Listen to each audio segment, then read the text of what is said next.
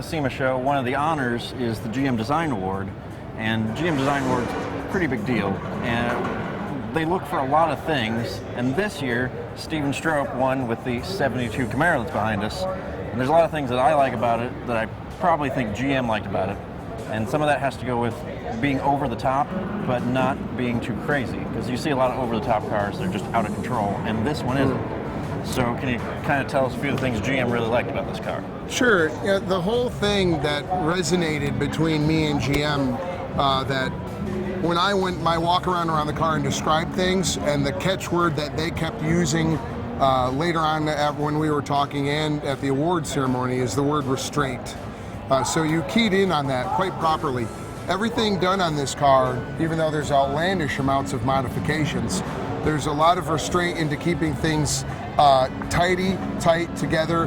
Decisions design-wise are made to flow with the car and shapes that are similar to the rest of the car, so that there's plenty of things that stick out, but as a collective package, if that makes any sense. There's plenty of changes that people will notice, but when you step back away from it, the car's just a nice package altogether. And that's really one of the main things, I believe, from my conversations with General Motors, what they liked about the car, that I didn't hack up the Camaro. I believe in the silhouette staying true. In other words, if we park this behind a thin sheet of paper and put a light behind it, it's still a second-gen Camaro, very clearly. We also have much larger rims than stock, but they're not obnoxious. They're nicely sized. We had to use DSE tubs to fit the 325, but we don't have a 345 or a 355 or some giant tire. This actually fills that wheel well nicely. So I was trying to build a really, really, really nice car, not an obnoxious car. That kind of leads me into what my next question was going to be, is about the interior, because I noticed your seats look much more comfortable than supportive. Right.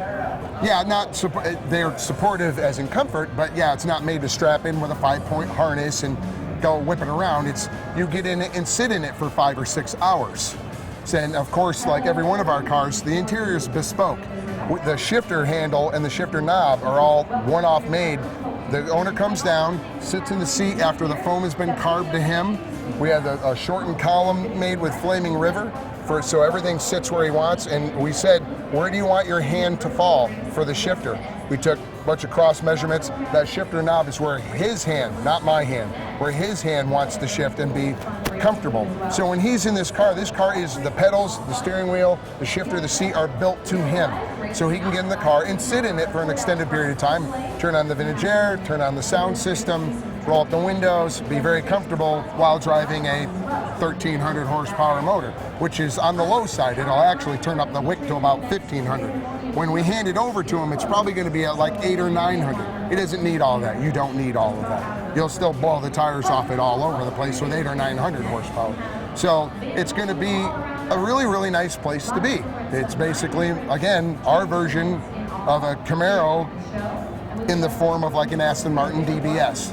A very powerful, great handling, great braking car that's comfortable to be in, that looks great when it arrives. That's the ethos of the project. So, speaking of the power, what was the motivation behind the Nelson engine? The owner wanted a twin turbo motor, found Nelson, because he's pretty much the king of this craziness.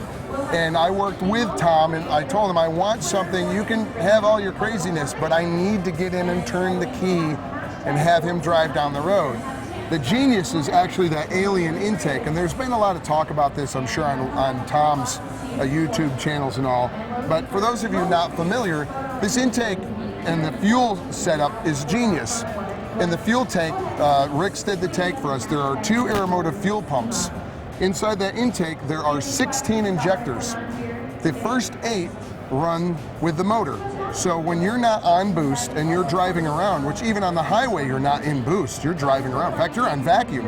You're driving a 400, 500 horsepower small block Chevy with reasonable fuel injectors, so it's very pleasant to drive. It's not twitchy, it's not crazy. When you roll into the throttle, the computer senses boost.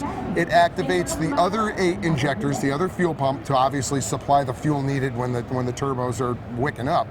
And then you've got a whole bunch of horsepower. The problem is you need to be very aware and cautious and respectful to what you have, because this car, honestly, if you're at 90 miles an hour and you put your foot into it, 1,100 or so foot-pounds of torque will take the tires off the car, or at least blow them loose, and now you're all over the place taking out a school bus of kids. You know, so you have to be respectful to what's going on, and especially since it's not twitchy and scary, it'll lull you into, oh, you know, it's no problem.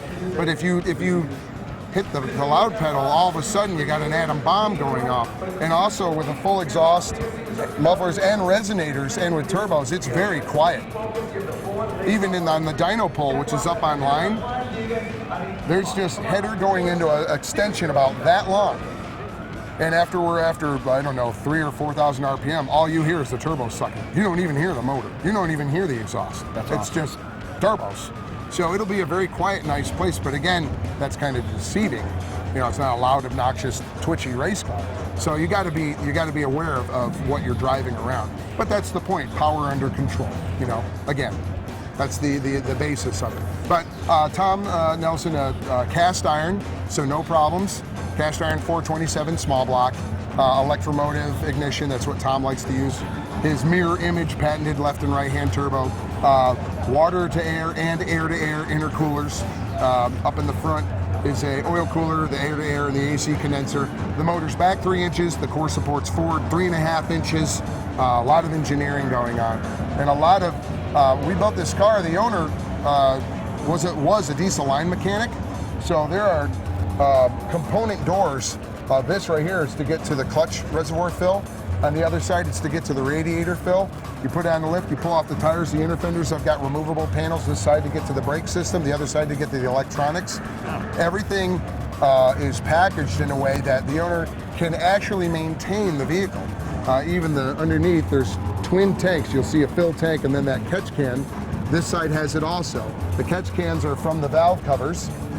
And from those catch cans, they go down to a hard line to an actual petcock on the frame rail. So all you gotta do is break open the petcock, drain your tank, shut your petcock. So I try to engineer that into all the cars, that you can actually work on it later. Well, it's a great car, and say congratulations again for the GM Design Award. Appreciate you taking some time to tell us about the car and some of your secrets. Yeah, a little bit. It means a lot to everybody. Yeah. Thanks again. You're welcome. Thank you for the opportunity. See you.